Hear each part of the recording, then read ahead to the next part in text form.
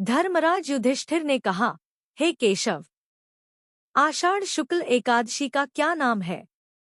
इस व्रत के करने की विधि क्या है और किस देवता का पूजन किया जाता है? श्री कृष्ण कहने लगे कि हे युधिष्ठिर, जिस कथा को ब्रह्मा जी ने नारद जी से कहा था वही मैं तुमसे कहता हूँ। एक बार देवऋषि नारद जी ने ब्रह्मा जी से इस एकादशी के विषय में जानने की उत्सुकता प्रकट की। तब ब्रह्मा जी ने उन्हें बताया, सतयुग में मांधाता नामक एक चक्रवर्ती सम्राट राज्य करते थे। उनके राज्य में प्रजा बहुत सुखी थी, किंतु भविष्य में क्या हो जाए यह कोई नहीं जानता। अतः वे भी इस बात से अनभिज्ञ थे कि उनके राज्य में शीघ्र ही भयंकर अकाल पड़ने वाला है। उनके राज्य में पूरे 3 वर्ष तक वर्षा न होने के कारण भयंकर अकाल पड़ा। इस अकाल से चारों ओर त्राहि मच गई।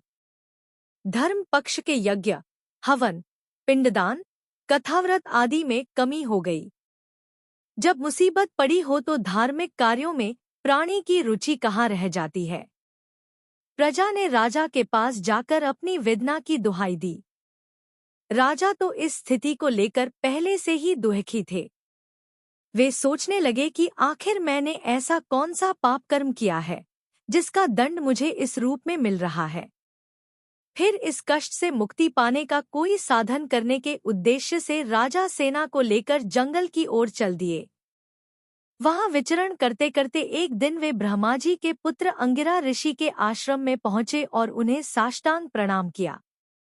ऋषिवर ने आशीर्वचनोपरांत कुशल क्षेम पूछा। फिर जंगल में विचरने व अपने आश्रम में आने का प्रयोजन जानना चाहा। तब राजा ने हाथ जोड़कर कहा, महात्मन, सभी प्रकार से धर्म का पालन करता हुआ भी मैं अपने राज्य में दुर्भिक्ष का दृश्य देख रहा हूँ। आखिर किस कारण से ऐसा हो रहा है? कृपया इसका समाधान करें। यह सुनकर महर्षि अंगिरा ने कहा, हे राजन, सब युगों से उत्तम यह सतयुग है। इसमें छोटे से पाप का भी बड़ा भयंकर दंड मिलता है। इसमें धर्म अपने चारों चरणों में व्याप्त रहता है। ब्राह्मण के अतिरिक्त किसी अन्य जाति को तप करने का अधिकार नहीं है, जबकि आपके राज्य में एक शूद्र तपस्या कर रहा है। यही कारण है कि आपके राज्य में वर्षा नहीं हो रही है। जब तक वह काल को प्राप्त नहीं होगा, तब तक यह दुर्भिक्ष शांत नहीं होगा। दुर्भिक्ष की शांति उसे मारने से ही संभव है। किंतु राजा का हृदय एक निरपराध शूद्र तपस्वी का शमन करने को तैयार नहीं हुआ।